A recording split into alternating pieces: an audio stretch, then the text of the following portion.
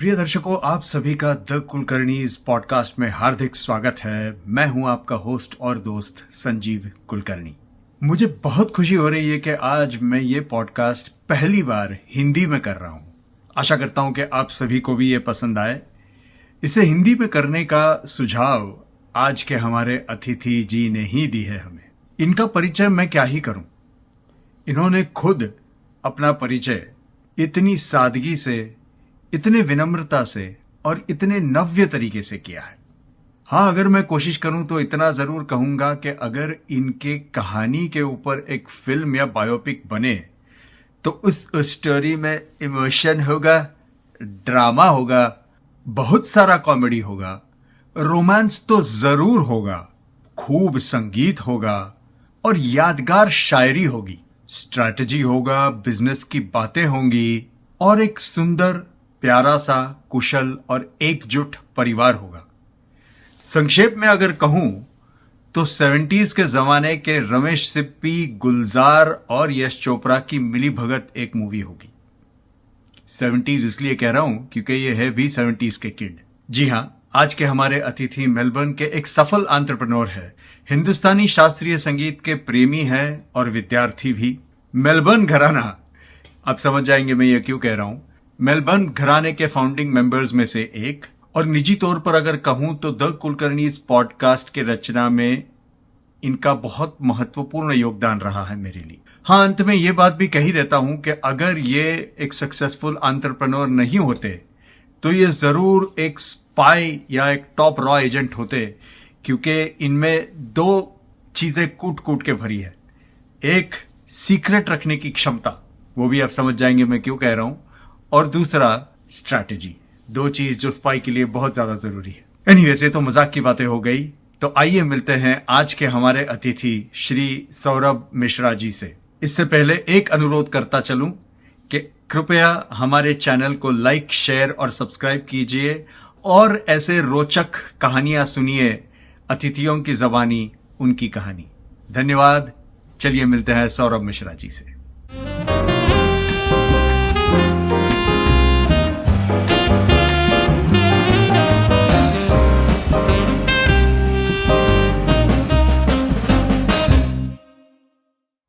Namaskar, this is your host and dost Sanjeev Kulkarni on another episode of the Kulkarnis. This is probably the only English I'm going to speak on this show and you'll understand why. Saurabh ji, Kulkarnis में आपका हार्दिक स्वागत है।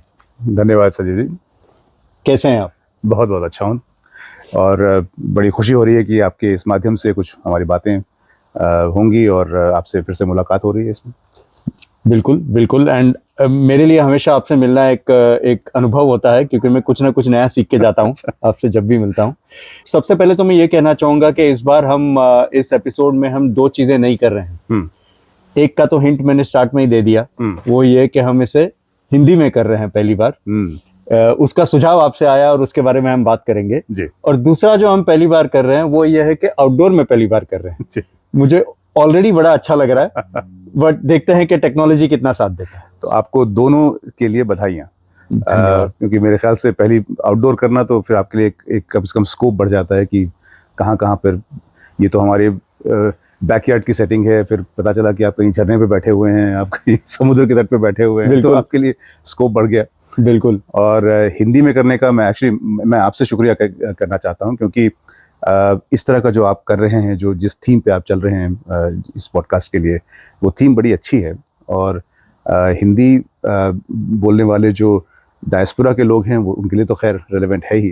तो मुझे लगता है कि India में भी जो इस समय इतना ट्रांजिशन आ रहा है, चल रहा है, तो उनके लिए भी, वहाँ हिंदी भाषी लोगों के लिए भी मेरे ख्याल से इस तरह का डिस्कशन काफी अच्छा रहेगा। बिल्कुल। और एक तरीके से, हालांकि मैं इसे ऐसे प्रमोट नहीं कर रहा हूँ कि ये इंडिया के बाहर के देशों में हम कर रहे हैं, ऐसा तो मैं बोल ही नहीं रहा हूँ। बट देन लोगों को एनीवे समझ आ जाता है कि भाई ये जो भी कॉन्वर्सेशंस हो रही हैं ये भारत में तो रहते नहीं है भारतीय पर भारत में रहते नहीं है।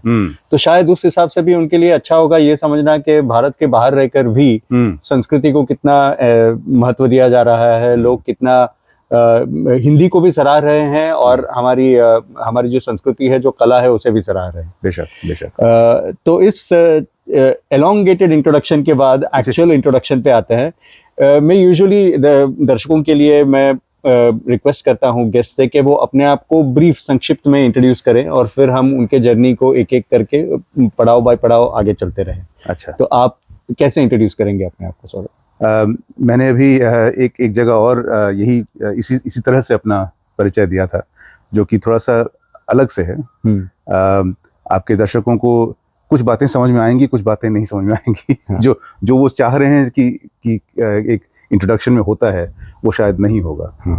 और मैं इसलिए कह रहा हूँ कि इस बात पर मैंने बहुत सोच की है, बहुत गौर किया है कि भाई कोई पूछता है कि भाई आप कौन हैं, तो आप जवाब क्या दे सकते हैं जो कि एक्यूरेट है। और एक्यूरेट का पैमाना मैं लगाता हूँ कि जो हमारी आध्यात्मिक, जो आपने संस्कृति की बात कही है ना, उसमें हमारा आध्यात्म बहुत बड़ा एक हिस्सा है उस संस्कृति का। बिल्कुल। तो उस आध्यात्म में जो हमारा एक बहुत सेंट्रल एक कोर जो थीसिस है, वो है अद्वैतवाद की। तो कबीर से लेकर के शंकराचार्य से लेकर के कृष्ण तक सबने यही बातें बताई हैं। तो उस हिसाब से अगर आपको एक्यूरेट परिचय दूं, तो मेरे हिसाब से ये है कि कहा गया है ये मुझसे कि दूं अपनी पहचान, आसान सवाल जवाब मुश्किल कैसे करूं बयान, नाम बताऊं काम बताऊं, अरे तुम्हें इन सब से क्या लेना क्या देना, बढ़ा चढ़ा के बताऊंगा घटा छटा के समझ लेना। क्या बात है। तुम्हारी ही राह कहूं एक राही, तुम्हारी ही तरह भटका हुआ, पल को सोया पल को जागा इस स्वप्न लोक में अटका हुआ, कभी मिल जाऊं तो बस एक दोस्त समझ लेना मुझको, तुम्हारे कोई काम आ सकूं तो हाँ बतला देना उसको, दो चार कदम हम साथ चलेंगे रास्ता ही कुछ कट जाएगा, मैं हूं और तुम हो, ये भ्रम ही शायद हट जाएगा। बहुत बढ़िया, बहुत बढ़िया। ये तो इससे बेटर इंट्रोडक्शन शायद हो नहीं सकता। क्योंकि आपने, जैसे कि आपने कहा कि जो हम चाहते हैं वो शायद ना सुने, लेकिन ये एपिसोड पूरा उसी के लिए पड़ा है कि हम जो चाहते हैं वो सुनेंगे। लेकिन इतना, माफ कीजिएगा, मेरी हिंदी में तैयारी करके नहीं आऊं तो कुछ इंग्लिश घुस जाएगा बीच में। तो जो इतना नॉवेल तरीके से, इतने जो नव्य तरीके से आपने हमें ये प्रस्तुति दी है कि हम इंसान है at the end of the day, हम आए हैं इस विश्व में, तो हम इस विश्व में इंसान की तरह आके हमें क्या करना चाहिए, क्या समझना चाहिए, उसका आपने परिचय दे दिया है। और भी कई सवाल हम आपके इसी तरह से करते रहेंगे, बट देन अभी हमें उस तरीके का परिचय भी करना पड़ेगा कि जो कि आप हैं जी। तो वो चलते चलते करेंगे, कर लेंगे। मैं आपको जानता हूं, आपके श्री मिश्रा जी, आपके पिताजी के से पहले परिचय हुआ था, फिर आपसे मुलाकात करने का मुझे भाग्य मिला। बट दर्शकों के लिए हम रिक्वेस्ट करेंगे कि आप बिल्कुल शुरुआत से स्टार्ट करें, कि आप फैमिली के बारे में कुछ बताएं, बचपन के बारे में कुछ बताएं। क्या बात है, ठीक है, जरूर। तो मैं 50 साल का एक आदमी हूँ। क्या बात कर रहे हो, लगते तो हो नहीं। अरे क्या बात हूँ भाई, 50 तो हूँ। अच्छा। वैसे ये है कि भाई इस तरह से जो 50 का लग रहा हूँ अभी, तो वो पिछले 20-30 साल से ऐसे ही लग रहा हूँ। हाँ। तो अब जाकर के मैं I have caught up with my age. अच्छा, यानी कह रहे हो कि 20 साल पहले से या 50 के ही लग रहे थे। तो अभी अब 50 के ही हैं। बिल्कुल। सी मैच्योरिटी का भी कोई वैल्यू होता है, तो आप पहले से ही मैच्योर बिहेव कर रहे थे। बहुत बढ़िया। तो मेरी पैदाइश हुई थी एक्चुअली साउथ इंडिया में। तो मद्रास से, चेन्नई से तकरीबन 100 किलोमीटर दूर एक जगह है कल्पाकम नाम से। बिल्कुल। तो वहाँ पर एक एटॉमिक एनर्जी का न्यूक्लियर रिएक्टर है, और मेरे फादर वहाँ काम किया करते थे। तो मेरे फादर और मदर शादी करके वहीं पर बसे थे। और वैसे मदर का परिवार बिहार से है। तो बिहार में औरंगाबाद के पास एक गांव है केताकी नाम से। बिहार में भी औरंगाबाद है? बिहार में भी औरंगाबाद है। अच्छा, ओके। औरंगजेब जो है वो पूरी हिंदुस्तान का शहंशाह बन गया था, तो उसके नाम से तो हर स्टेट में एक औरंगाबाद बना दिया, शायद बनी गया होगा। अच्छा। और फादर का जो पुश्तैनी गांव है, वो उसका नाम है भद्रसर। वो गंगा किनारे है, यूपी की तरफ, यूपी में पड़ता है, वही बिहार के बॉर्डर पे ही। और उसके सबसे करीब एक जो शहर है उसका नाम है बलिया। और बड़ा शहर अगर सोचिए तो पास में है बनारस। तो यूं सोचिए कि बनारस और गोरखपुर के बीच में एक थोड़ा सा साइड होते हुए बलिया आता है। पर है बिहार में? है यूपी में। है यूपी में। हाँ। अच्छा। तो तो बेसिकली वही गंगा के यू नो अपस्ट्रीम डाउनस्ट्रीम हमारा, तो यानी आइदर वेज छोरा गंगा किनारे। छोरा गंगा किनारे वाला, बिल्कुल। बिल्कुल। वो भोजपुरी संस्कृति, हिंदी, सारा कुछ है। इनफैक्ट मेरे नाना हिंदी के कवि हुआ करते थे, काफ़ी विख्यात कवि थे। और तो वो भी एक हिंदी में भी, इसलिए भी मैंने सुझाव दिया था कि वो भी एक धरोहर चली आ रही है। बिल्कुल। और मुझे लगता है कि बहुत प्यारी भाषा है, बोलनी चाहिए। बिल्कुल। और तो नाना ननिहाल की तरफ से वो साहित्य का आया प्रभाव आया। और फादर और जो मेरे दादा थे, बाबा, हम उनको भोजपुरी में बाबा कहते हैं, तो मेरे पापा और बाबा जो थे, तो उनकी तरफ से शास्त्रीय संगीत का काफ़ी असर रहा। बहुत बढ़िया। तो ये कंबाइन होकर के मेरे अंदर आ गया। तो दोनों में बहुत रुचि है मुझे। तो अभी तो इस पे पूछना बनता ही है कि जो पहले आपने सुनाई, अपनी जो परिचय दी आपने, ये आपकी स्वयं रचित है? मेरी स्वयं रचित है जी। बहुत बढ़िया, बहुत धन्यवाद। हाँ, तो कल्पाकम में मेरी पैदाइश हुई। मैं एक्चुअली मेरी एक जुड़वा बहन है, तो वो मुझसे 10 मिनट बड़ी है, तो अभी भी मुझसे दीदी कहलवाती है। अच्छा। रश्मि दीदी, नमस्ते। नमस्ते रश्मि दीदी। मेरा तो बनता है कहना, सौरभ भैया, रश्मि दीदी, नमस्ते। तो बस हम दो वाला परिवार था। और जस्ट यानी आप दो ही? हाँ, बस हम दो ही। तो बड़ा अच्छा, बहुत वंडरफुल चाइल्डहुड। उससे पहले दरअसल क्या हुआ था कि मेरी दादी बहुत कम उम्र में गुजर गई थी। तो मेरे जो 2 छोटे चाचा हैं और बुआ, तो ये तीनों आकर के हमारे पेरेंट्स के साथ रहते थे। अच्छा। तो जो एकदम बचपन की जो यादें हैं, वो तो सब मतलब छोटे से घर में, वो हम दो, हमारे 2 + 3 तमिलनाडु में, कल्पाकम में। क्या बात है, बहुत बढ़िया। तो वो बहुत अच्छा मुझे याद है कि समय गुजरा था हमारा। और उसके बाद फिर पहले बड़े चाचा मेडिकल स्कूल में निकल गए, फिर छोटे वाले चाचा IIT में निकल गए चेन्नई में। फिर बुआ जो है वो भी बड़ी हो गई, वो वापस दादा के पास चली गई। तो फिर वो सिमट करके हम दो, हमारे 2 वाला हिसाब हो गया। तो उस समय की वो छोटी सी जगह, आप सोच सकते हैं कि कितनी आज़ादी थी, कितना खुलापन था, बीच साइड था, वेरी प्रिटी टाउन।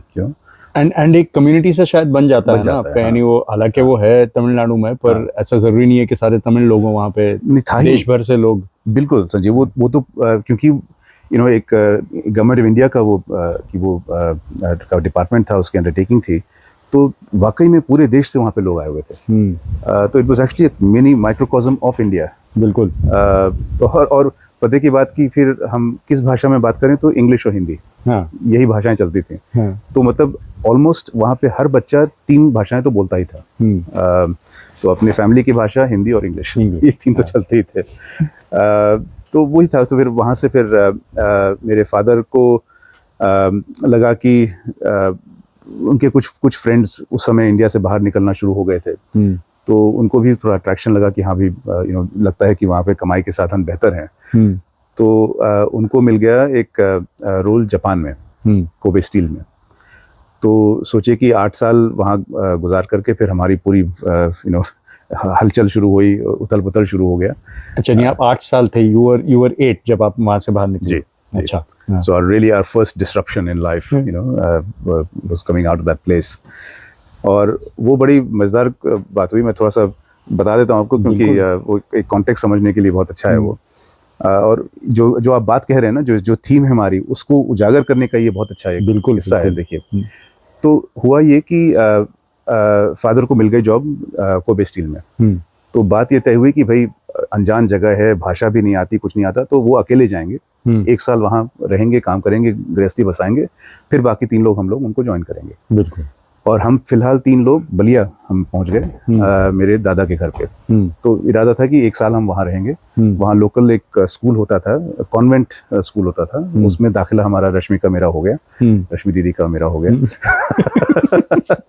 और 4th स्टैंडर्ड में हमारा दाखिला हो गया। और ये देखो संजीव कि उस समय जो हमको लोग मिले थे, दोस्त, मनीष, नवीन, शेफाली और भी काफ़ी लोग थे, वो अभी मेरे दोस्त हैं। बहुत वो 4th स्टैंडर्ड, वो जो 1 साल आप थे वहाँ पे, उसके बाद लौट के फिर हम गए थे वहाँ पे। अच्छा, उसकी वजह से। और लेकिन हुआ ये संजीव कि वहाँ पर हम मात्र कुछ हफ्ते ही रहे थे, एक महीना भी शायद नहीं रहे थे। और देखा कि फादर वापस चले आ रहे हैं। तो भाई क्या हुआ? तो हुआ ये था कि अचानक से वो बम्बई पहुंच गए थे, वीज़ा लेने की बस देर थी और उनकी टिकट वगैरह हो गई थी। तो पता चला कि जापानी सरकार ने कोई वीज़ा का कोटा सडनली इंट्रोड्यूस कर दिया। ओके। और ही मिस्ड आउट। अच्छा। और उनको गारंटीड वीज़ा मिल गया 1 साल बाद का। और कोबे स्टील ने भी कहा ठीक है आप 1 साल बाद आ जाइए, कोई बात नहीं। अच्छा। तो अब 1 साल हम अज्ञातवास हमारा लग गया। पर फिर आपके पिताजी तभी भी कोबे स्टील के लिए काम कर रहे थे कि ही वाज लाइक विदाउट? उस समय वर्क फ्रॉम होम था नहीं ना। था नहीं, बिल्कुल। 1983 की बात हो रही है, 82 की बात हो रही है, 83 तो वर्क फ्रॉम होम तो था नहीं। हाँ। तो जी तो अब 1 साल, अब जहाँ जो भी करना है 1 साल ही रहना है, ये भी पता है कि 1 साल रह करके वहां से निकल जाना। सो उनको, और he was a careful man, he was very he used to plan a lot. आप तो जानते ही हैं उनको, जानते ही थे उनको। तो उन्होंने एक बैकअप के लिए जॉब लेके रखी थी। इस लेवल का प्लानिंग था? इस लेवल की प्लानिंग थी। बहुत बढ़िया मिश्रा जी, बहुत बढ़िया अंकल। और वो भी कोई ऐसी जॉब नहीं, हिंदुस्तान लीवर। वो हिंदुस्तान लीवर उनका बैकअप जॉब था। वाह। वो भी 83 में। 83 में। तो one of the most coveted sort out jobs. तो जी, तो हम मतलब उलटते पलटते हम पहुंच गए कलकत्ते के पास एक छोटी सी जगह हल्दिया, जहाँ पर हिंदुस्तान लीवर की बड़ी फैक्ट्री थी। और वहाँ पर एक और पता नहीं पापा को क्या था कि शायद ये था कि हिंदुस्तान लीवर, यूनिलीवर की बड़ी, मतलब उनकी किसी को लेते हैं तो उनकी उम्मीद होती है कि ये 10 साल 20 साल रहेंगे, वो पूरा फैमिली, वर्क फोर्स फैमिली, कुछ था उनका इथॉस। तो उनको लगा कि अगर मैं बता दूं कि 1 साल ही सिर्फ रहना है तो शायद जॉब ही ना दे। हाँ। तो ये हमको बताया गया कि किसी को सरेआम खबर ना हो कि हम सिर्फ 1 साल रहने आए हैं। हाँ।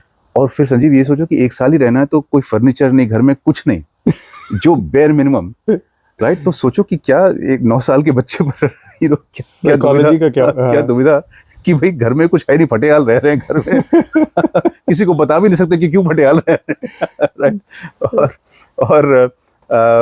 और मतलब जिससे भी बात करो, जिससे भी जो भी करो, ये पता है कि भाई 1 साल बाद हम यहाँ से निकल रहे हैं। हाँ, लेकिन किसी को बोलना नहीं। हाँ, एकदम। तो 9 साल के बच्चे से ये एक्सपेक्ट करना, हाँ, वो भी दो बच्चों से। हाँ, 2 बच्चों से, तो पैट ऑन योर बैक, के आपने भी बहुत अच्छा काम किया और उन्होंने कॉन्फिडेंस दिखाई आपके पे, आप करोगे। किसी को कुछ कानो कान खबर नहीं हो पाई। और उसके ऊपर एक और मुश्किल आई थी भाई संजीव। मुश्किल आई थी ये कि हम गए अपने क्लासरूम में, सेंट जेवियर्स इसमें हल्दिया में, रश्मि और मैं अंदर गए 5th में। रश्मि दीदी। और वहाँ पर एक लड़की मुझे एकदम से दिखी और एकदम जैसे उसकी कोई चमकती हुई आभा सी हो। और कुछ परिचय वगैरह कुछ कहीं से कराया तो पता चला उसका नाम है शिबानी।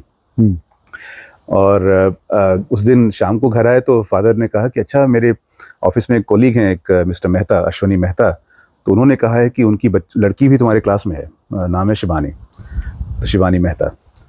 तो अच्छा जी। तो मेहता परिवार से फिर उस सिलसिले में उससे फिर काफ़ी आना जाना लग गया। और अब ठीक है, खुलेआम बात मैं कह ही सकता हूँ, एक मैंने कहीं किताब में भी लिखी दी थी कि भाई 9 साल का भी बच्चा था लेकिन दिल आ गया था। हाँ। ठीक है, शिवानी पे दिल आ गया था। हाँ। उसको मेरी कोई खबर नहीं थी, लेकिन मेरा तो दिल आ गया था। तो भाई 1 साल ऐसे गुजरा। अब सोचो कि अब सोचो एक किसी पे दिल आया तो उसको इम्प्रेस भी करना होता है, और घर पे बुला रहे हैं, घर पे कुछ है ही नहीं। तो बड़ा कलेजा कड़ा करके, अच्छा ठीक है हम ऐसे ही हैं। तो क्या आशिक ने क्या किया फिर? क्या करता आशिक? फूल बरसाए, क्या किया? कुछ नहीं, आशिक क्या करता भाई, कोई साधन ही नहीं था। सो अब शिवानी एक्चुअली बताती है कि एक हमारे पास कोई अलमारी हुआ करती थी, जो कि एक होता है ना कि बड़े डिस्पोजेबल सा एक पॉपअप अलमारी। मेरे चाचा एक सेलर थे तो वो कहीं से ले आए थे। तुम यहाँ जाओ तो शायद $2-3 की मिल जाएगी। तो वो एक अलमारी लगा के रखी हुई थी घर में, उसी में हमारा सारा सामान रहता था। उसको सोचो वो एकदम प्लश भव्य, वो my father-in-law in fact became, obviously आपके दर्शकों को समझ में आएगा होगा कि I ended up marrying Shivani. Absolutely. Yes. वही कहने वाला था। तो my father-in-law was, eventually he was general manager of Hindustan Lever there. So they lived very well, and they had beautiful things in the house. तो मैं उधर देख करके मेरी आंखें चमकती रहती थी। वो वो उधर से आकर के मेरी अलमारी देख करके उसकी आंखें ये तो मुझे वो 80s के वो पिक्चर की जैसे लग रही है कि लड़की अमीर है, लड़का गरीब है, हालांकि है नहीं। बट उस समय पिक्चर आई भी थी बेताब। हाँ। गाना क्या था? जब हम जवां होंगे जाने कहाँ होंगे, लेकिन जहां होंगे तुम्हें याद करेंगे। वाह वाह वाह, ये तो बिल्कुल आप ही को देख के लिखी गई है। बिल्कुल संजीव, यकीन मानो वो जब गाना आया तो मेरे मतलब इतनी घंटियां बजी मेरे दिमाग में 9 साल का लड़का कि ये गाना कमबख्त मेरे लिए लिख दिया किसी ने। तो भाई 1 साल हो गया और मुझे वो याद है आखिरी रात एक कोई पार्टी थी, शिवानी के घर पे ही पार्टी थी और नॉट अ फेयर, किसी को नहीं पता कि हम अगले दिन निकल रहे हैं वहां से। अच्छा, तो अभी भी पता है? नहीं है, नहीं बताया। अच्छा, तो सोचो मैं उस दिन उस रात मैं बस, मुझे याद है मैं बोलते बोलते बस चूक गया, बस मतलब चूक गया मतलब रुक गया। हाँ। कि नहीं कहना है। हाँ। कि भाई हम निकल रहे हैं। तो एक एक लिंगरिंग फेयरवेल हुई मेरी तरफ से। और उसको अभी तक कुछ अंदाज नहीं था उसको, मतलब वो तो ऐसे ही कोई क्लासमेट है, वो आते हैं जाते हैं, उसका ये आइडिया था। तो खैर वहाँ से निकले और वहाँ से अगेन रातों रात हम निकल गए जापान। हाँ, उसके बाद नहीं, जापान नहीं, उसके फादर जापान निकल गए। अच्छा, आप लोग? हाँ, हम लोग दादा के नहीं, इस बार पता नहीं क्यों प्लान बदला, हम नाना के यहाँ गए। अच्छा, नाना नानी के यहाँ गए, तो साल भर हम हजारीबाग में उनके साथ रहे और वहाँ पर सेंट जेवियर्स का स्कूल था, तो वहाँ पर मेरा दाखिला हुआ। तो ये सोचो, मैंने पहले 4th स्टैंडर्ड तक कलपाकम में किया, फिर 5th इसमें हल्दिया में किया, फिर 5th फिर से हजारीबाग में किया और इत्तेफाक से फिर 5th उसके बाद फिर से मैंने जापान में किया। तो आपने 5th 3 बार किया, 6th 3 बार किया। हाँ। 7th 8th किया ही नहीं। और ऐसा भी हुआ है? हाँ। अच्छा, उसके बाद 9th भी कुछ महीने किया, 10th पूरा किया, 11th 3 महीने किया यहाँ आकर के। तो मतलब ऐसा मेरा एकदम टॉपसी टर्वी एजुकेशन रहा था। लेकिन एक बार मैं फिर से हल्दिया जाना चाहता हूँ कि ऐसा लगता है कि नियति जो है हाँ, कुछ हमारे लिए प्लान करके ही चलती है। हाँ। और वो भी आप मिश्रा जी के बेटे हैं, प्लानिंग तो कुछ चल रहा ही होगा। तो ऐसा लग रहा है कि इस केस में तो 2 चीजों की प्लानिंग हुई है आपकी। एक तो ऑब्वियसली चाइल्डहुड स्वीटहार्ट, यानी आपको जीवन संगिनी मिल गई वहां पे, और दूसरी बात ये कि इतने यंग उम्र में आपको ये सिखाया गया कि सीक्रेट्स रखते कैसे हैं। ये बहुत बहुत अहमियत है इस चीज की। हाँ, और इतने मतलब अपहीवल में, और इतने मतलब हाँ कि जो भी you should know who you are. Correct. Irrespective of whatever circumstances you are in. Correct. You should have confidence in who you are. Correct. ये बहुत बहुत बड़ी सीख थी। बिल्कुल। और ये जो आप विधि का विधान कह रहे हैं ना संजीव, मतलब it truly was मतलब हम अभी भी सोच करके हमको हमारे रोंगटे खड़े हो जाते हैं कि कैसे ऐसे हो गया। वो मिले तो मिले, वो तो इत्तेफाक अलग चीज थी। अब दोबारा कैसे मिले? क्योंकि उसके बाद निकल गए। करेक्ट। उसके बाद तो फिर 10 साल 12 साल निकल गए, जब फिर जवान हो गए हम, वो कहाँ मैं कहाँ कुछ नहीं मालूम। हाँ। जाने कहाँ होंगे। तो अब जापान में याद आती थी? याद तो आती थी हाँ, लेकिन कहाँ से what do you do. So eventually मतलब just cut a long story short कि हम थोड़ी देर जापान में रहे। उसके बाद रश्मि और मैं वापस चले गए बलिया। हम लोग उस एक्चुअली मेरे पेरेंट्स बताते हैं कि हम देख रहे थे कि तुम दोनों आपस में जापानीज में बात करते रहते थे। अच्छा। हम लोग बिल्कुल, हम 5th 6th हमने प्राइमरी स्कूल जापान में किया। लेकिन वो कैसा था आपके लिए? मैं इनफैक्ट ये पूछना भी चाह रहा था आपसे कि उस पर विस्तार करें, क्योंकि ये एक बहुत ही स्पेशली 80s के दौरान ये बहुत ही बड़ा शिफ्ट था कि आप एक ऐसे जगह जाए जहाँ पे ना हिंदी चलती है ना अंग्रेजी, और मेरे ख्याल से टोक्यो में भी नहीं था, राइट? कोबे। तो हालांकि टोक्यो भी ऐसा नहीं है कि इंग्लिश बहुत ज्यादा चलता है वहां पे, अब चलती है, but that was a big thing for you. And 5th 6th grade आप इतने भी यंग नहीं हो कि बहुत जल्दी सीख जाओगे कोई चीज। We were, I think as it turned out we were. You were, okay. So Rashmi and I were speaking Nihongo, Japanese, as good as anybody else, as well as anyone else. And it just happened कि आपने कोई classes Lee? No, Sanjeev, within 3 months. Thrown into the deep end of the pool. Absolutely. Basically. We were speaking. Within 3 months, we were up and running. बहुत बढ़िया. It was incredible. मतलब सोच के लगता है कैसे ऐसे हुआ. अभी भी आप बोल लेते हैं? बिल्कुल बोल लेते हैं. तो यानी आप गाइजिन फील नहीं करते थे वहाँ पे? कहीं नहीं. गाइजिन यानी फॉरेनर्स? कहीं नहीं. मैं जापान अभी जो हाल में गया भी था तो I was so comfortable. Wonderful. और अभी में तो कितने 30 साल बाद उस बात को हो गए, 30 साल हो गए, और अभी भी मेरे ख्याल से हम लोग 10 एक दिन रहे थे, तो हफ्ता भर लगा उसको हफ्ते भर बाद मैं देख रहा हूँ फिर से वापस मेरे उसी back to फ्लुएंसी से आ रही है। एंड कितने साल रहे हैं आप जापान में? तो रश्मि में 2 साल रहे, 2-2.5 साल रहे। अच्छा।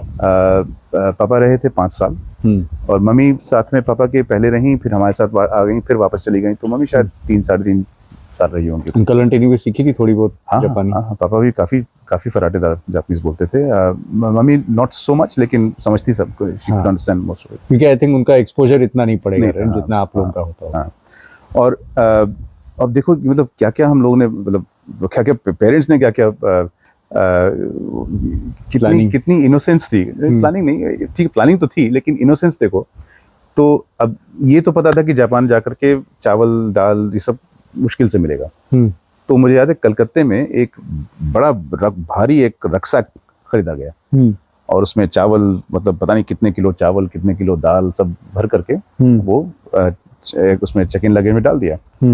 अब उनको ये नहीं पता था कि चेक इन लगेज भाई पटका जाता है। तो वहां आए तो सारा मिक्स्ड। संजीव यकीन मानो हमने साल भर खिचड़ी खाई है।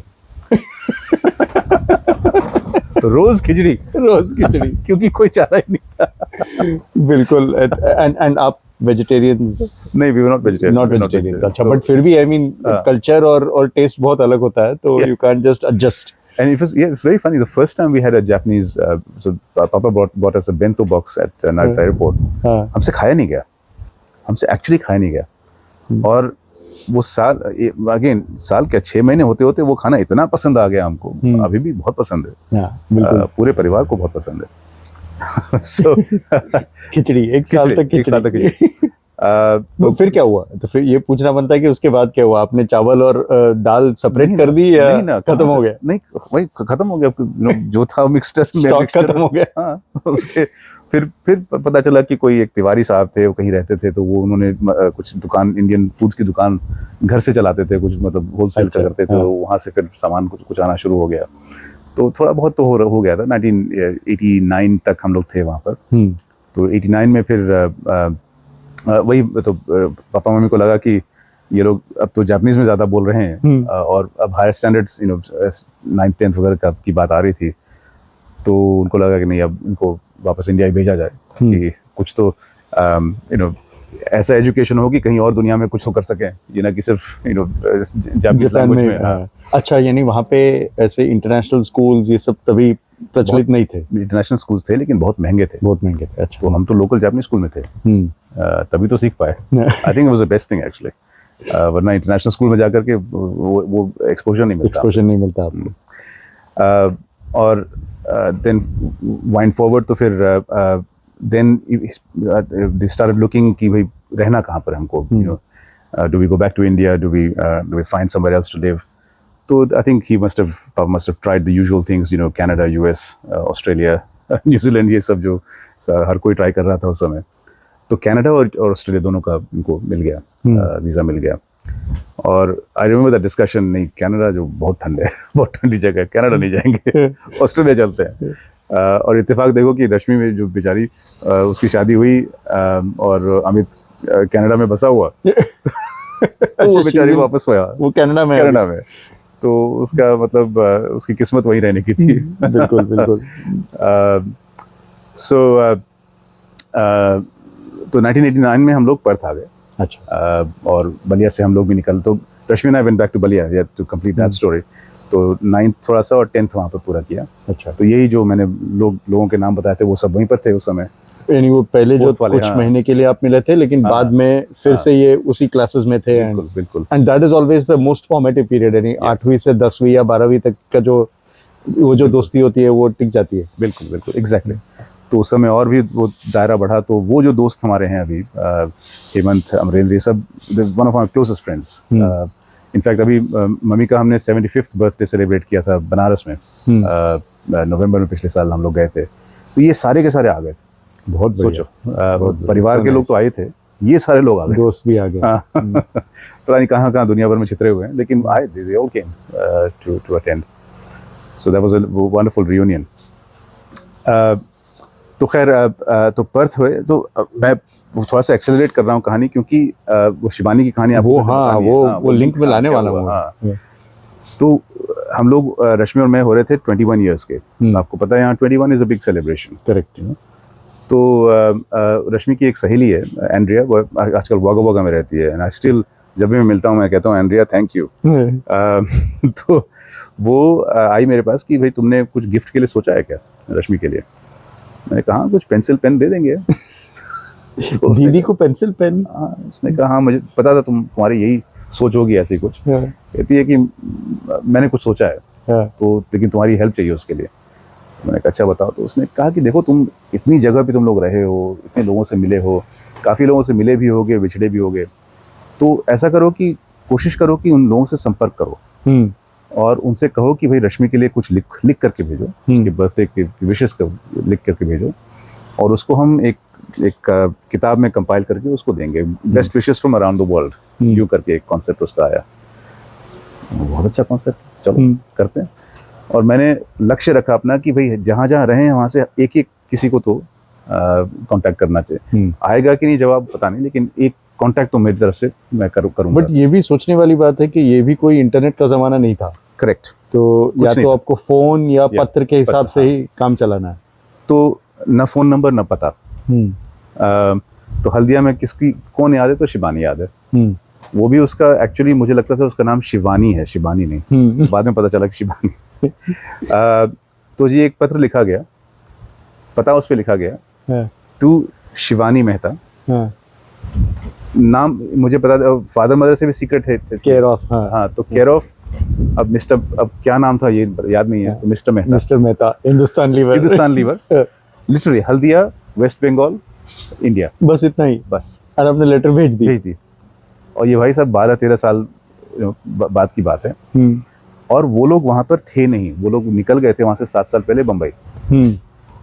तो वो चिट्ठी किसी के हाथ लगी जो मेरे फादर इन लॉ को उस समय से जानती थी और अभी कहाँ है पता था, और उन्होंने उसको फॉरवर्ड किया।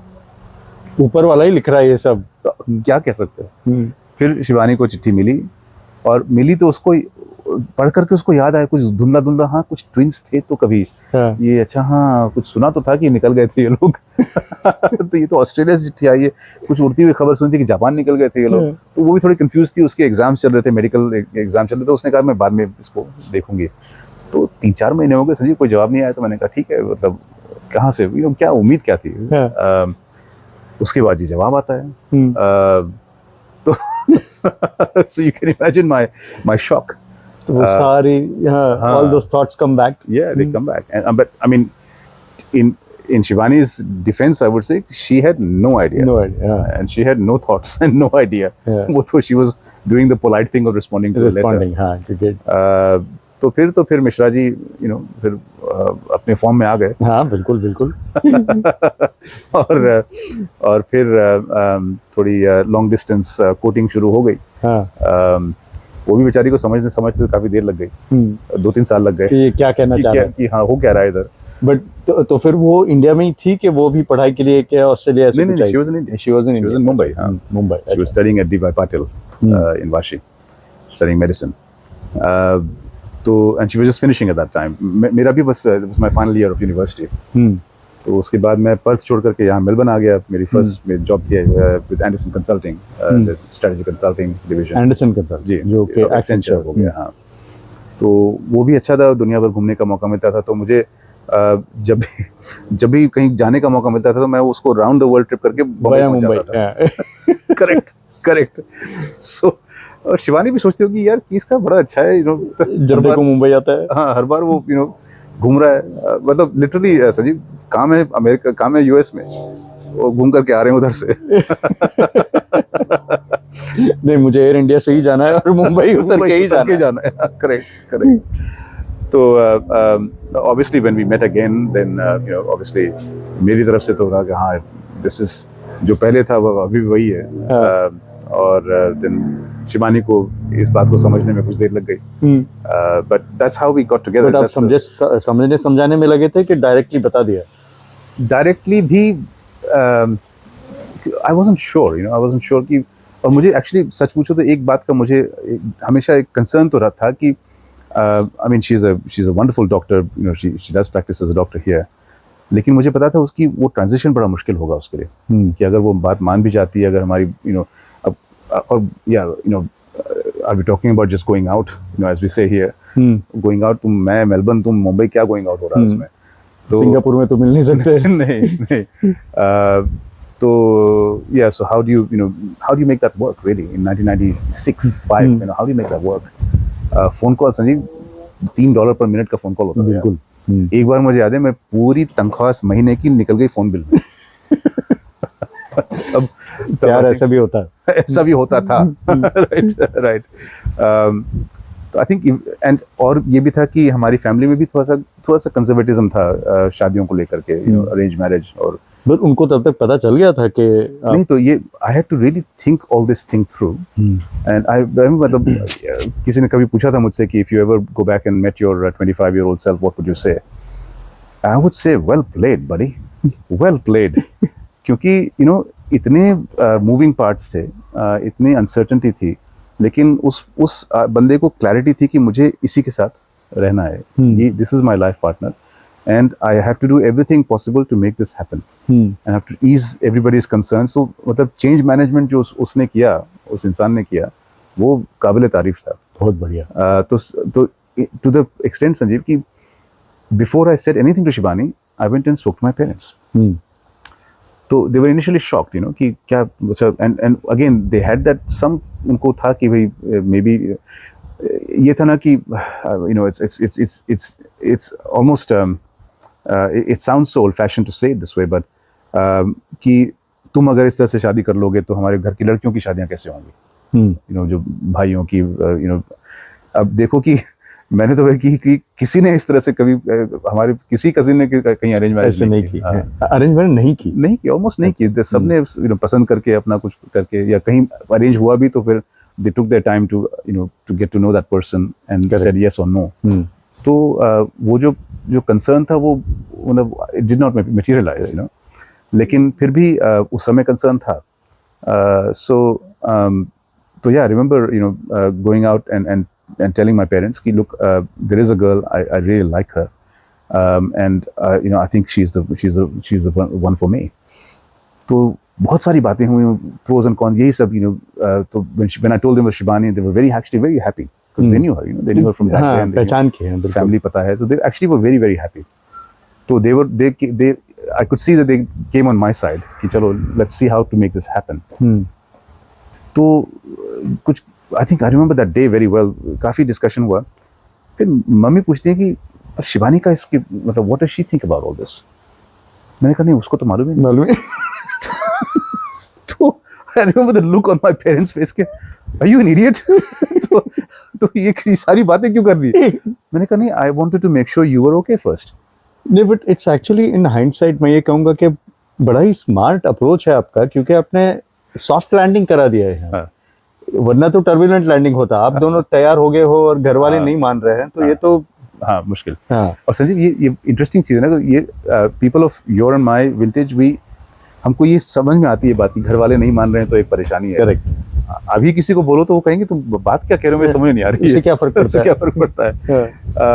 और तो एक्चुअली सबसे पहले मैंने रश्मि दीदी को पटाया था। तो मैंने कहा वो एक एलाई मेरी हो जाए ना तो फिर ये भी स्मूथ हो जाएगा। तो वो and she was very happy, she again she was friends with Shibani, so she knew her well, तो she was like this is fantastic. फिर उसके बाद मम्मी पापा से बात हुई, then they said please my goodness, I remember what they said कि तुमने हमको इतना मतलब ट्रस्ट दिया है in this way, then we are 100% with you. मतलब जो भी करना है we are with you. So then उस ग्रीन लाइट के बाद फिर मैंने शिबानी को अप्रोच किया, फिर then more direct approach. And then there was then we had to convince her parents. Convince क्या मतलब they were very easy, but उनके लिए भी थोड़ा सा came out of nowhere, right? ये कहाँ से आ गया? एक साल के लिए मिले थे, जापान भाग गए। हाँ, exactly. अब बेटी को लेके भाग रहा है। Exactly. भागता ही रहेगा। So but I feel very privileged to have that both Shibani and her family, her parents, her brother, wonderful people. But ये genuinely आपके बारे में काफी कुछ दर्शाता है सौरभ, and शायद I'm just maybe ऐसे कह रहा हूँ कि शायद आप आपने अपने पिताजी से भी सीखा होगा, ये पिताजी और माताजी से, बट देन ये जो आपने जिस तरीके का अपना यहाँ पे मैच्योरिटी दिखाया या प्लानिंग दिखाया है, ये रियली इट्स वर्थ, क्योंकि शायद ही कोई किसी जनरेशन का हो लव स्टोरी में सबसे पहले आप लड़का लड़की एक दूसरे को बताते हैं, यहाँ पे आपने आगे की सोच के फ्यूचर प्लानिंग करके एंड ये शायद नींव है आपके एंटरप्रेन्योरियल जर्नी के लिए, और वो भी हम धीरे धीरे उस डायरेक्शन में जाएंगे। But that's a very important lesson कि आपने कैसे लैंडिंग पहले सेफ कर ली, आगे का सेफ कर लिया, उसके बाद यहाँ पे और मान लीजिए कहीं के अगर ना भी अगर आ गया डिसीजन तो भी आपको ये पता है कि यहाँ का लैंडिंग सेफ होता, which is a very important message. Very good insight, actually, Sanjeev. Yeah, if you put it that way, yes. In fact, I didn't stop there. I also then spoke to my mausa mausi, my chacha chachi, ये लोग बम्बई में जो थे, and again सोच लो कि as influenced आजकल क्या influencer कहते हैं, influencers in the family. तो I proceeded with that. तो उनको भी मैंने बताया कि इस तरह से है, and they also, Shibani we started meeting each other, so they knew her, so they were also very very happy. So yeah, but in fact by the time I proposed to Shibani, like I had 50 people hanging कि भाई हाँ बोला कि नहीं उसने तुम नहीं पहले तुमने बोला कि नहीं उसको, सूरज बढ़ जाती है वाला पिक्चर जैसा सीन है कि सारे लोग हम देख रहे हैं। एग्जैक्टली वैसे ही हुआ था कि सारे लोग, इनफैक्ट हुआ ये था कि सबको लगा था there was a day that was arranged कि हम लोग इकट्ठे हम लोग रहेंगे, और we were having dinner. उस समय तक पता नहीं I was having second thoughts, क्या था, it was a big decision man. तो मैंने उस समय तक प्रपोज नहीं किया था, और चूंकि कुछ अनाउंसमेंट नहीं हुआ, कुछ नहीं हुआ, तो सबको लगा कि उसने ना बोल दिया शिवानी ने, तो सब बड़े चुपचाप बड़े उससे मतलब मातम वाला एक गंभीरता से एक माहौल छाया हुआ था। तो मुझे याद है चाची ने फिर पूछा कि क्या नहीं हुई, बात नहीं बनी क्या? मैंने कहा नहीं, बात नहीं की मैंने। तो मुझे चाची कहती हैं अच्छा तुम बेटा एक काम करो, तुम जाके सो जाओ, ठीक है, कल सुबह वो घर चली जाएगी, उसके बाद आइंदा खबरदार तूने उसका नाम लिया। तो मैंने कहा तो फिर वहां से मुझे थोड़ी तो और करेज मिला, आज तो करना ही पड़ेगा। हाँ, तो अभी इतने तक पहुंचे तो बता ही दीजिए कि कैसे किया, यानी नील डाउन करके किया या वहां पे भी एक कविता निकली, शेर निकला। हाँ बस देखो बताइए क्या था वो शेर? शेर था कि साहिर साहब का लिखा हुआ शेर है, मेरे बहुत पसंद का शेर है। प्यार पर बस तो नहीं है मेरा, लेकिन फिर भी तू बता दे कि तुझे प्यार करूं या ना करूं। क्या बात! तूने खुद अपने तमन्नाओं से जगाया है जिन्हें, तूने खुद अपनी तबस्सुम से जगाया है जिन्हें, उन तमन्नाओं का इजहार करूं या ना करूं। क्या बात, बहुत बढ़िया। ये था जवाब कैसे आया? उसको समझ में नहीं आया। कह रहा अरे कहना क्या चाहते हो? तो वहां से सिलसिला चल पड़ा। बहुत तो या सो आई थिंक होपफुली आपकी जो मैं थोड़ा सा बहुत इधर उधर की बातें कह रहा हूँ, लेकिन एक थीम जो आपने खुद इसमें से डिस्टिल की है, I think it's a great theme. और साथ में मैं ये भी कहूँगा लेकिन कि एक उसमें एक जो डेस्टिनी का एक फैक्टर है, बिल्कुल लक का फैक्टर है। तो कभी कभी if we are aware of that कि भाई हवा किस तरह चल रही है, किस तरफ मुझे धकेल रही है, तो थोड़ा चलते जाओ, थोड़ा विश्वास करो, थोड़ा चलते जाओ, तो शायद कुछ अच्छा उसमें से आ जाता है। नहीं बिल्कुल, ये अभी तक की आपकी कहानी इतनी रोचक रही है, एंड दोनों ही दिख रही हैं कि किस तरीके से विधि या डेस्टिनी कहें जो आपको प्रिपेयर कर रही है आपके फ्यूचर के लिए, आपके जर्नी के लिए, वो भी दिख रहा है, और किस तरीके से जर्नी आपकी कहानी लिख रही है। वरना कलकत्ता का तो कोई तुक बनता ही नहीं है, कोई रीज़न है ही नहीं कि जापान वाले अचानक से बोले कि भाई हम 1 साल तक वीज़ा नहीं देंगे आपको, इसका कोई रीज़न नहीं बनता except this. Absolutely, my feeling about it कि मतलब कहाँ से ये this is such an unexpected little twist. Yes. तो उस समय तो मेरे I'm sure my parents were quite distressed कि ये क्या हो गया, कहीं कहाँ बात सोची थी कहाँ लग गई, और उनको क्या पता कि कहानी का किरदार कोई और है, ये कहानी किसी और के लिए लिखी जा रही है। बिल्कुल मैं यानी अभी तक मुझे इतना लिंक पता नहीं चला है कि मेरे जीवन में एक जो घटना घटी थी वो किस लिए घटी, बट समवॉट सिमिलर एक घटना बताता हूँ कि हम यूएस में थे शादी के बाद, और हम फिलाडेल्फिया न्यू जर्सी रीजन में रहते थे, यानी बेसिकली नॉर्थ ईस्ट, आप भी समझते हो अच्छे से। तो उस एरिया में हम रहते थे। Out of the blue I had to relocate to Austin, the reasons जो रीजंस थे, but we had to relocate to Austin, we were pregnant. तो हम सोचे चलो भाई नई जगह पे गए हैं, अब यहाँ रहेंगे, whatever. The only reason we went there was because Maithili was to be born there. वो 8 या 9 महीने की थी, उसके बाद फिर से मेरी नौकरी फिर से brought me back to New Jersey, और उसके बाद हम फिर से वहीं पे। ओके। तो सिर्फ ये एक इंसिडेंट के लिए हम वहां गए और वापस आ गए। अच्छा। तो अब मुझे अभी तक तो पता नहीं कि भाई वो टेक्सास का क्या लिंक था और मैथिली के टेक्सन बनने का क्या लिंक है, बट शायद ऐसा ही कुछ होगा। कुछ तो लिंक होगा। एनीवेज, चलिए, तो ये तो बहुत ही रोमांचक आपकी लव लाइफ रही है इनिशियल, जो आप कह रहे हो।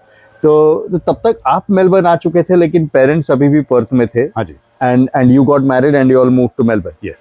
Okay, wonderful. और उसके बाद मतलब वही then the Shivani had to really put in the hard yards with trying to get herself requalified to practice here. और उन्होंने इंडिया में प्रैक्टिस कर रही थी वो MBBS खत्म ही किया। हाँ, तो that was good in a way। हाँ, डिसरप्शन ज्यादा नहीं था। Yeah.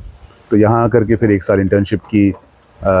She took 3 attempts to pass the exam. और बेसिकली क्या है ना संजीव कि पहले तो जब obviously for someone as high achieving as her, to fail an exam was such a big deal, वो भी 2 बार फेल हो गई, एंड बेचारी बहुत परेशान रही। और उस समय हमें लगता था कि काफ़ी अनफेयर है ये, this is being done to restrict supply and so on. Shivani से अगर ईमानदारी से अभी पूछा जाए तो कहे कि नहीं, actually it was fine, because जिस तरह से मेडिसिन इंडिया में प्रैक्टिस होती है, जिस तरह से यहाँ होती है, उसमें फ़र्क है। और यहाँ अगर आपको लोगों की बातें समझनी है, अगर जो कह रहे हैं उनको ठीक से समझना है, तो यहाँ के हिसाब से आपको चलना पड़ेगा। ये थोड़ा और विस्तार करेंगे आप, क्योंकि ये एक बहुत अच्छा टॉपिक है जो अपने आप में एक मैसेज हो सकता है। तो अब जैसे ये है कि एक मल्टीपल चॉइस के उसमें सवाल होते थे कि patient is saying that I have something is hurting under this area. तो अंडर का मतलब ये नीचे है कि अंडर का मतलब अंदर है। So you have to be clear कौन सा अंडर कह रहा है ये। तो उस तरह से ऑस्ट्रेलिया में जो कुछ बारीकियां हैं बोलने की, उनको समझना पड़ता है, और कुछ कोलोक्वलिज्म भी समझना पड़ता है। बिल्कुल। To really understand what the patient is saying, and to be able to relate to the patient. तो clinical skills में कोई परेशानी नहीं थी, diagnostic skills में कोई परेशानी नहीं थी, but ये चीज़ थी, and that was what was holding her back, because then she was misinterpreting the question and therefore getting the answer wrong.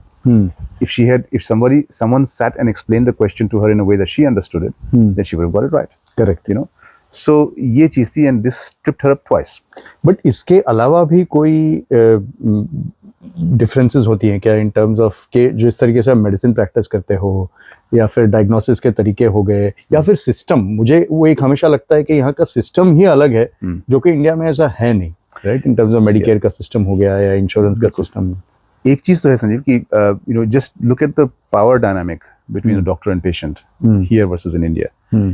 आप जीपी के पास जाते हो तो एक तरह से आप जा रहे हो कि भाई मेरी कोई परेशानी है, मैं आपके पास आ रहा हूँ, आप प्लीज मेरे साथ work with me to solve this problem. India में आप जा रहे हो कि आप खुदा हो डॉक्टर भाई, आप जो कहोगे वो हो जाएगा। And you see that difference here in also in a bad way. जो मैंने एंटरप्रेन्योरशिप में काफ़ी काम किया है वो है मेडिकेशन एडहेरेंस पे।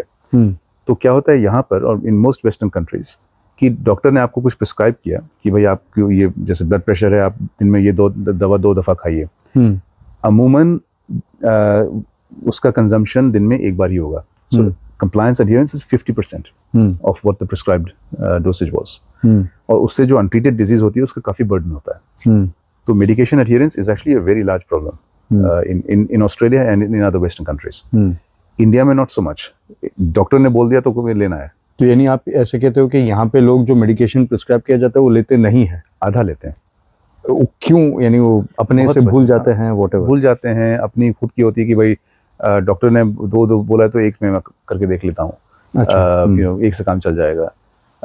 एंड ये सॉरी मैं इसको थोड़ा डबल क्लिक कर रहा हूँ, बट ये आप एक जनरलाइज वे में बोल रहे हो या किसी एक ग्रुप में ज्यादा पाया जाता है, या एजुकेशन का कोई लेने देना इससे? ऐसे नहीं, कुछ है? हमने बहुत इस पे काम किया है, you know, through my various businesses. पिछले 10 साल मेरे बिजनेसेस इसी में रहे हैं, और ऑस्ट्रेलिया में, यूएसए में, यूके में। तो हर मेडिसिन का के अलग फैक्टर्स होते हैं। तो एक उदाहरण जैसे आस्मा का जो पफर होता है, तो होता क्या है कि वो actually it's a preventer not a reliever. तो लोग उसको समझ नहीं पाते हैं कि ये अगर मैं दिन में एक बार इसको ले लूँ, even if I am not feeling symptoms of asthma, then I won't get symptoms of asthma. ये वो नहीं है कि जब एस्मा के सिम्टम्स होने शुरू हो तब लो। अच्छा, तब कर लो। हाँ, राइट। बहुत बड़ा डिफरेंस है ये। बहुत बड़ा डिफरेंस है। तो उससे इनफैक्ट उस प्रोडक्ट का जो है, जो ग्लैक्सो का प्रोडक्ट है, और यू नो, और बहुत सारी कंपनियां हैं अब, तो उसमें उनका कंप्लायंस तो करीब 25-30% आ जाता है, रह जाता है इस वजह से। फिर कुछ होता है कि उसमें एक स्टेरॉइड होता है, कॉर्टिकोस्टेरॉइड होता है उसमें। तो अब आपको मुझे स्टेरॉइड का नाम सुनकर के बेन जॉनसन याद आ जाता है, राइट? बिल्कुल, हमारे ज़माने के विलन। तो स्टेरॉइड है तो फिर तो कम लेना है भाई। अब ये स्टेरॉइड एडिक्टिव स्टेरॉइड नहीं है, ये अलग तरह का स्टेरॉइड है, तो वो अब कौन बताए? करेक्ट। फिर होता है कि भाई हाँ, वही कि साइकोलॉजिकल, कि भाई डॉक्टर ने बोला है दो पफ लो, तो मैं एक ही पफ लेके देख लेता हूँ। सो अलग अलग दवाओं के अलग अलग वजह होते हैं नॉन कंप्लायंस के। ये हमने पाया है कि कोई एक चीज़ नहीं है कि भाई इसको फिक्स कर लो तो वो फिक्स हो जाएगा। हर दवा का, तो इसीलिए जो बिजनेस हम मेरे सक्सेसफुल रहे हैं वो इसलिए रहे हैं कि हर दवा का हमको समझ करके कि भाई क्या वजह है इसकी नॉन कंप्लायंस की, फिर वो एक प्रोग्राम हम चलाते थे। तो उसका फिर काफ़ी इफेक्टिवनेस, एक बार पेशेंट को एजुकेशन हो गया ना, एक बार पेशेंट को अवेयरनेस हो गई, तो वो सोचिए कि जो 50% कंप्लायंस रहता था वो कम से कम हम लोग 75% तक ले आते थे। तो दैट वाज द माफ़ कीजिएगा कि हमने थोड़ा, मैं डाइग्रेस नहीं कहूँगा जान के, मैं कह रहा हूँ फास्ट फॉरवर्ड करके, क्योंकि ये इनके एक जर्नी का बहुत अहम पड़ाव पे हम आगे जा चुके थे। थोड़ा पीछे आके फिर से वहीं पे जाएंगे। तो ये आपने अच्छा किया बता के दर्शकों के लिए कि भी कि जब कोई बाहर के देश से डॉक्टर आते हैं यहाँ पे प्रैक्टिस करने के लिए, ऐसा भी सुनने में आया है कि कुछ कुछ देशों से आते हैं तो इतना डिफिकल्टी नहीं होता, जल्दी हो जाता है, बट देन स्पेशली इंडिया से आते हैं तो खास ये कारण हो सकता है कि आप जो कोलोक्वियल वे में जो कहते हैं या जो कम्युनिकेशन है, अगर वहीं पे गैप हो गया तो आपका प्रोग्नोसिस, ऑब्वियसली प्रोग्नोसिस डायग्नोसिस गलत होगा। Fair enough, but then congratulations to her के उन्होंने, और आप सभी को भी, कि आपने छोड़ा नहीं। Like you know, 2 times itself is a big thing to fail, कि तीसरी बार भी कोशिश करे, इसमें हो जाए। देन संजी, शिवानी की कहानी में एक और बड़ी अच्छी एक पॉइंट उजागर करने का बहुत अच्छा एग्जांपल है। शिवानी को बनना था सर्जन, और and she was very good, surgery was her best subject through out. और तो यहाँ आकर के, and you know, a migrant female getting into surgery is the most coveted thing, is you know, very difficult, almost unheard of. तो उसको, because she is good, तो उसको मिला तो पहले फ्रैंकस्टन में, फिर उसको सीधे मिल गया रॉयल मेलबर्न में। रॉयल मेलबर्न में एज अ सर्जिकल इंटर्न। ठीक है, तो उनकी ये आइडिया थी कि भाई you know, we have taken the best. और उसके बाद कॉलेज ऑफ सर्जन्स में दाखिले के लिए बहुत कड़ा एक एग्ज़ाम होता है। निकलने का तो और भी अलग है, लेकिन दाखिले में भी बहुत बड़ा एग्जाम होता है फेलोशिप के लिए। तो अब वो उसने एक बार दिया, नहीं हुआ, सबको ताज्जुब हुआ कि भाई ये तो हमारी सबसे बढ़िया हमारी इंटर्न है, रजिस्ट्रार है, इसको कैसे नहीं मिला। फिर 2 बार दिया, फिर वो नहीं हुआ। तो अब फिर परेशान, यू नो, ये क्या हो क्या रहा है। You know, she is doing surgery in the day, और वही चीज़ जो कॉलेज कह रहे कि नहीं, आप you know, you not good enough. तो उसके बाद हमारी बात हुई कि चलो एक कॉलेज ऑफ जीपीज में भी एक एप्लीकेशन देख लेते हैं, कि भाई अगर नहीं हुआ तीसरी बार तो यू नो, बैकअप, वही सेम बैकअप। करेक्ट। और तीसरी बार दोनों मिल गए। देखो, राइट, ये तो लगता है मिश्रा खानदान का लकी ऐसे चलता है। हाँ, ये हो रहा है। तीसरी बार दोनों मिल गए। अब दोनों मिल गए तो अब शिवानी ने अब बैठ करके सोचा कि मुझे एक्चुअली चाहिए क्या। And she opted for GP. Okay. Why is that? Because she understood कि देखो, सर्जरी वाला मतलब इतना कुछ करके हो तो गया, but it looks like, जो मैंने कहा ना, हवा किस तरफ है, something is resisting all the way through. It almost कि this is not my path. कि जब भी मैं कुछ करूँ उसमें अड़चन अड़चन अड़चन अड़चन अड़चन।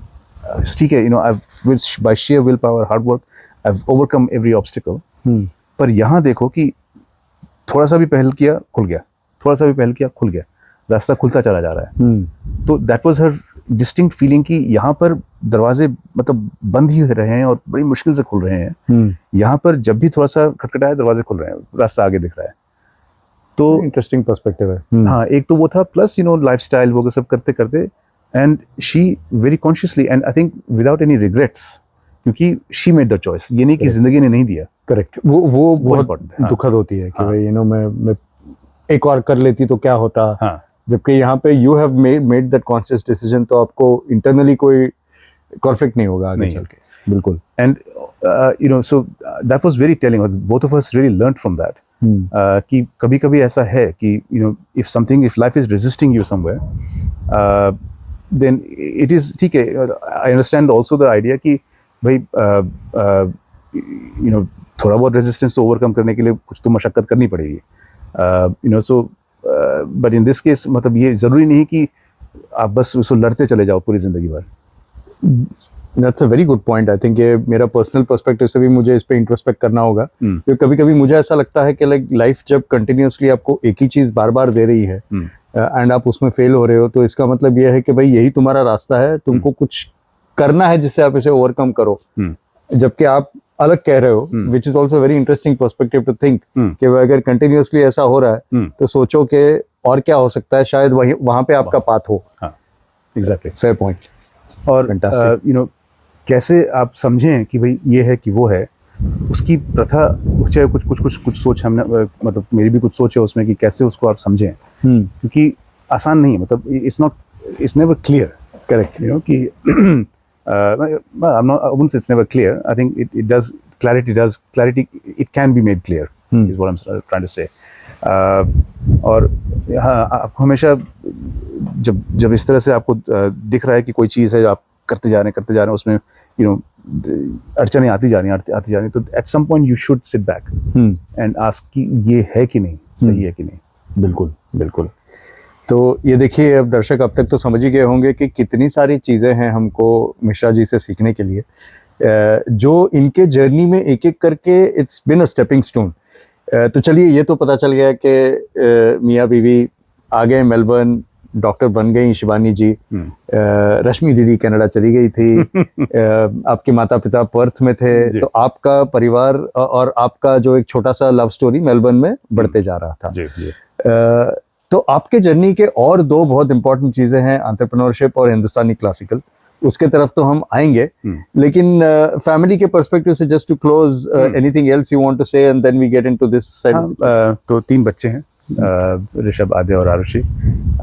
ऋषभ अब 25 साल का है। इस हफ्ते उसका पहला हफ्ता रहा है जॉब का। कांग्रेचुलेशंस ऋषभ। हाँ, कांग्रेचुलेशंस ऋषभ। आद्या है, उसका भी ये पहला साल है जॉब का, अभी आई थिंक वीक 3। तो कांग्रेचुलेशंस आद्या। कांग्रेचुलेशंस आद्या। उसका मैनेजमेंट कंसल्टिंग में उसने following father's footsteps. Following somewhat, वो नहीं मानेगी लेकिन समवॉट। एक्सेंचर तो नहीं, एक्सेंचर नहीं, मंडला करके है, छोटी बुटीक कंसल्टिंग फर्म है, लेकिन अच्छा काम करते हैं। और आरुषि जो है वो छोटी वाली, उसका पहला हफ्ता अगले हफ्ते होगा यूनिवर्सिटी का, फर्स्ट ईयर। सब लोग एक तरीके से फर्स्ट फॉर एवरीवन। एग्जैक्टली। तो ये भी रहा है। और साथ में फैमिली का क्लोजर के हिसाब से ये भी कहना पड़ेगा कि this big presence in my life is no more my father Mishra ji. तो 7 साल हो गए उनको गए हुए, and has really left I think very एक आदर्श छोड़ गए हैं हमारे लिए। बिल्कुल। आई थिंक 70 साल में निकल गए तो एक शॉर्ट चेंज तो लगता है कि बहुत कम समय रहा। बिल्कुल। लेकिन जो उनकी ज़िंदगी में जिस तरह से उन्होंने जिया, बहुत खुल के जिया, बहुत रस लेके जिया, तो उसका उदाहरण मुझे बड़ा अच्छा लगता है। बिल्कुल। एंड इसी पॉइंट पे मैं ये भी बता दूं दर्शकों को कि मिश्रा जी से, सत्येंद्र मिश्रा जी से मेरी मुलाकात जो हुई वो संगीत के माध्यम से ही हुई। हालांकि मैं पता नहीं मैं कैसे उस ग्रुप में आ गया, क्योंकि मैं ज़्यादातर ना हिंदुस्तानी क्लासिकल समझता हूँ, ना ही ज़्यादा रुचि है। आप सब लोग के संगत में थोड़ा बहुत रुचि आने लग गई है, बट मैं जो संगीत के मेरी रुचि है वो करियोके की तरफ है। तो मैं उस टाइप का संगीत ज़्यादा प्रेफर करता हूँ। बट तभी ग्लेन बेवरली में जो संगीत संध्याएं होती थी, तो बोला कि ठीक है, स्वर संध्या में जा रहे हैं जो कि कैरियोके का कार्यक्रम है, और संगीत संध्या में भी जाते थे, तो वहाँ मिश्रा जी से मुलाकात होने लग गई। कोशिश कर लेता था मैं गाने की, मैं हमेशा स्ट्रगल करता था, क्योंकि जो साथी कलाकार होते थे हारमोनियम पे या तबला पे, वो देखते रहते थे भाई क्या कर रहा है तू। बट इसी तरीके का एक और ग्रुप होता था, साज और आवाज। तो वहां पर मिश्रा जी से ज्यादा मेलजोल मेरा शुरू हो गया था। We were kind of in the committee that used to do things together. तो थोड़ा बहुत जो सीखा है उन्हीं से सीखा है, उनके साथ रह के सीखा है। उनके घर में हम बैठते थे प्लानिंग के लिए। बिल्कुल।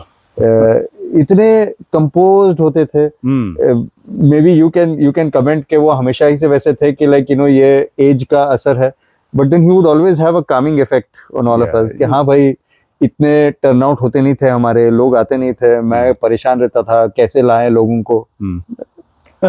हम ऐसे करेंगे, आए लोग आए, जो आए वो एंजॉय करे। तो वो एक मैंने उनसे हमेशा सीखा कि ये मत सोचो कि क्वांटिटी ज्यादा हो, क्वालिटी के ऊपर ध्यान दो। क्वालिटी अगर है तो आप एंजॉय करोगे, भले लोग 10 सामने बैठे हो नहीं बैठे हो फर्क नहीं पड़ता। तो that was always a good experience. Incidentally मैं यहाँ से शिफ्ट होके we went to the western suburbs, तो मेरा आना जाना वैसे ही कम हो गया, and then we lost him. तो definitely a big loss for all of us in this circle. पर उन्होंने जाते जाते एक जो हमको जरूर एक तोहफा दिया, वो है हिंदुस्तानी क्लासिकल म्यूजिक सोसाइटी का। तो पापा, मैं और मेरे बहुत घनिष्ठ मित्र हैं मनीष अगस्कर, तो हम तीनों ने मिलकर के 2016 में, ऑलमोस्ट एंड 2017 की बिगिनिंग में, so we lost him in October 17, तो जनवरी में ये सोसाइटी इनकॉर्पोरेट हुई। तो I feel certainly that continuing, हाँ, his work is continuing।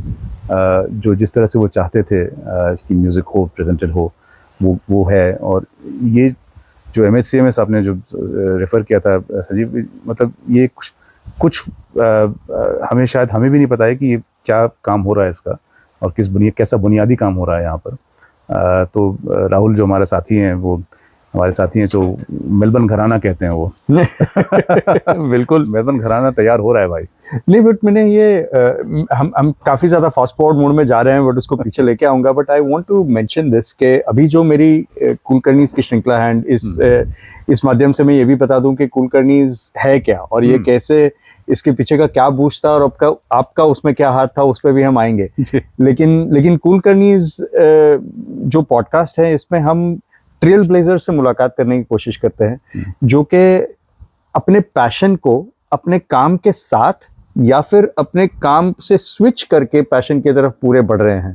क्योंकि मुझे ये समझना है कि उनका ये माइंडसेट क्या होता है, उनका ये मेंटालिटी क्या होता है, वो अगर साथ कर रहे हैं तो कंपार्टमेंटलाइज कैसे करते हैं, और अगर स्विच कर रहे हैं तो वो रिस्क टेकिंग एबिलिटी लाते कैसे हैं। क्योंकि जितने भी लोगों से मैंने बात करी है, उससे ये पता चला है कि आसान बिल्कुल नहीं है, बट देन एक कुछ फोर्स आपके साथ आता है जो आपको पुश करता है उस डायरेक्शन में, और आप वो स्विच लेते हो।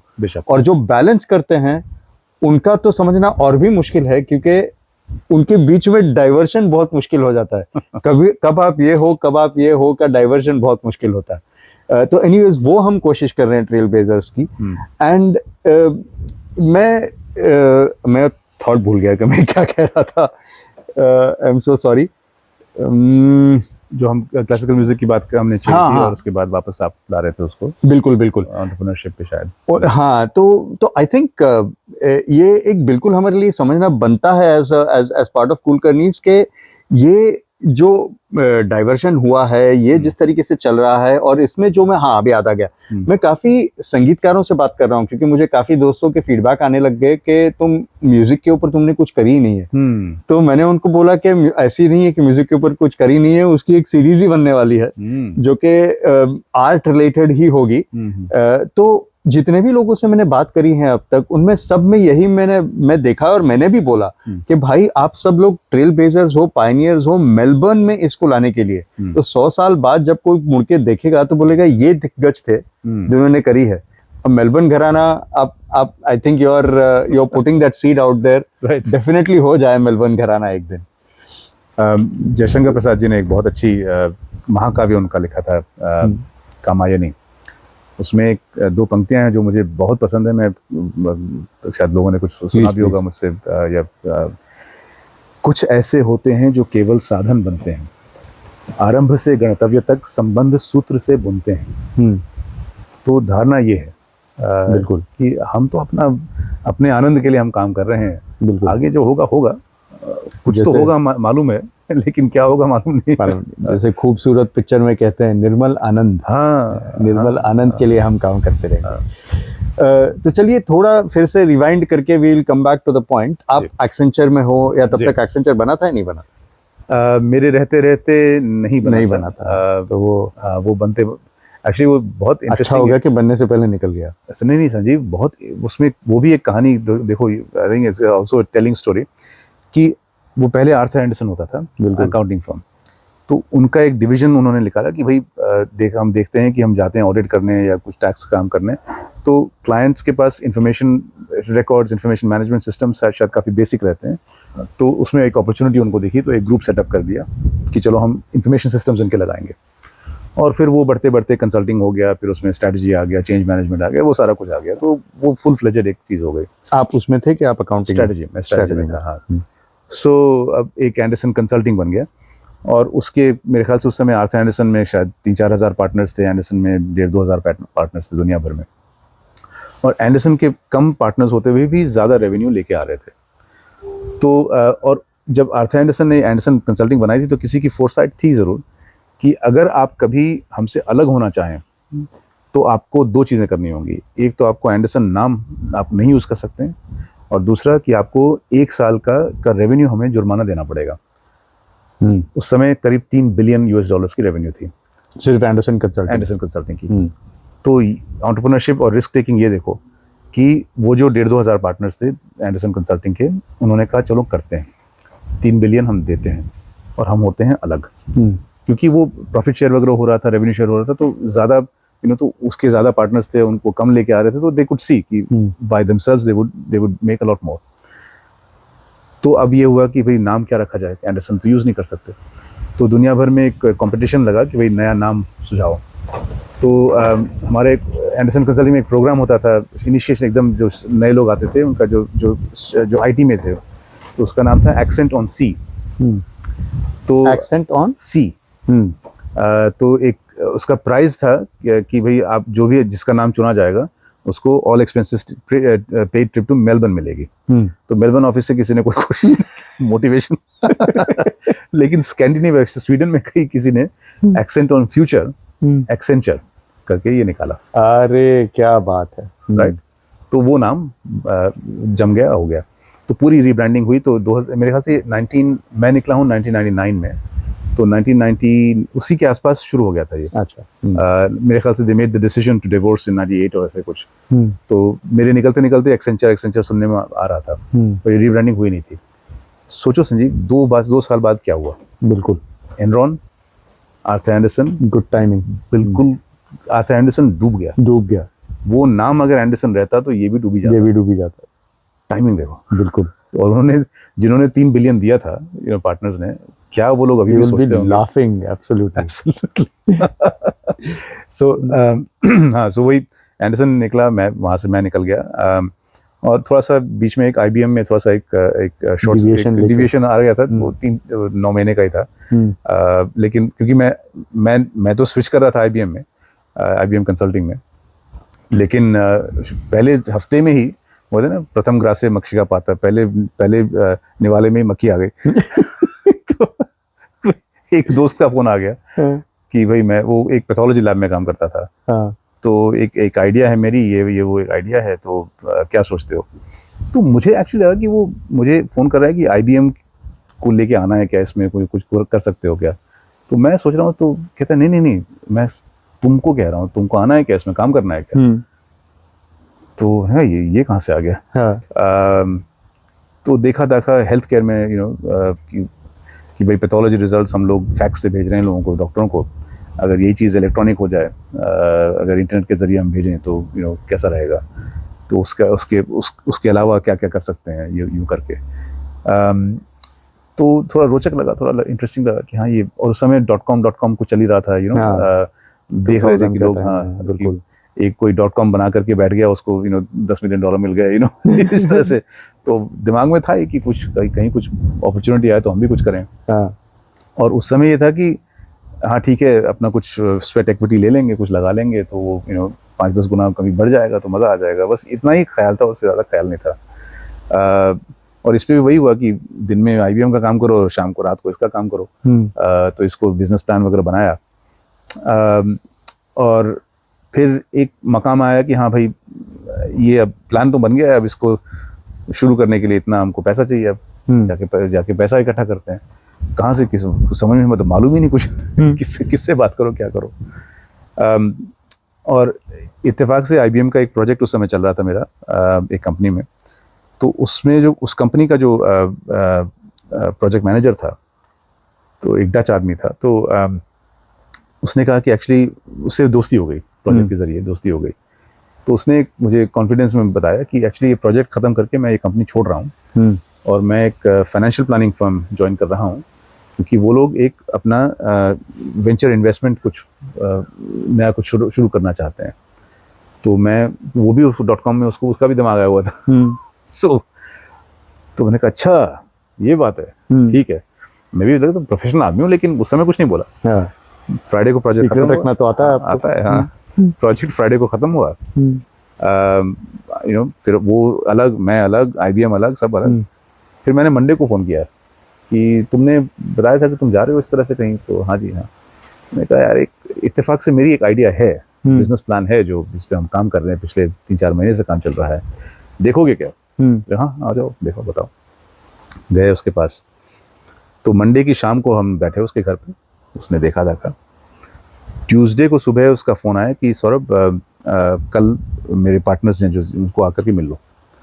और उसी ट्यूसडे को उस क्लाइंट का फ़ोन आया कि जो IBM का क्लाइंट था कि भाई आपका प्रोजेक्ट का अगला फेज़ अब लंदन में है, तो आप कल फ्लाइट पकड़ के लंदन आओ। तो वेडनेसडे की सुबह एल्स्टन वीक में जाकर के नोना और उसके कैपिटल क्रिएशन के पार्टनर्स को हमने पिच किया। दोपहर में फ्लाइट पकड़ करके लंदन चले गए। कुआलालंपुर पहुंचे पहले। रात को उस समय हॉटमेल बस लगा था संजीव। मेरे ख्याल से पहला महीना भी रहा होगा उस समय हॉटमेल का अपना। तो बड़ी होती थी, कभी किसी ने कुछ भेजा क्या। तो कुआलालंपुर एयरपोर्ट पे कहीं कोई टर्मिनल मिल गया, वहाँ पे हॉटमेल अपना खोला, चेक किया, तो नाना का मैसेज आया हुआ था कि वी आर इन। क्या बात है। We are in for I think 2 million या उस समय eventually I think we are in for 2 million. वो क्या हमारी नादानी थी वो। तो हम चाह रहे थे कि हमने 10 मिलियन का वैल्यूएशन रखा हुआ था अपनी कंपनी का। कुछ नहीं था, बस एक आइडिया थी, कुछ नहीं था, लेकिन बस 10 मिलियन का वैल्यूएशन रखा हुआ था। .com के हिसाब से कम था। बिल्कुल है ना। तो हमने कहा कि भाई हमको 2 मिलियन रेज करना है, 20% हम आपको देंगे, सीधा हिसाब। वो खुदा के बंदे कहते हैं नहीं हम 2 मिलियन तो हम देंगे, लेकिन हम 40% लेंगे आपका। अच्छा। आपका वैल्यूएशन 5 मिलियन रखेंगे। और बहुत बहस की हमने, कोई क्यों भाई, हमने इतना फाइनेंशियल एनालिसिस करके आपको दिखाया है, net present value, cash flow, discount, ये सब कुछ करके आपको दिखाया है। नहीं, अच्छा, अब वो हमारे अब काफी घनिष्ठ दोस्त हो गए हैं वो लोग। अब we have actually invested in many businesses together, done many businesses together 25 years। तो कभी मैंने पूछा था कि ये क्या तुम्हारी थिंकिंग क्या थी तुम्हारी? कहते नहीं, हमारा तो ये था कि तुमने जो भी बोला हमने उसका आधा कर दिया। तो अगर आप पहले से ही 4 मिलियन मांग के बोलते कि 20%, तो ये भी एक बहुत इंपॉर्टेंट सबक है।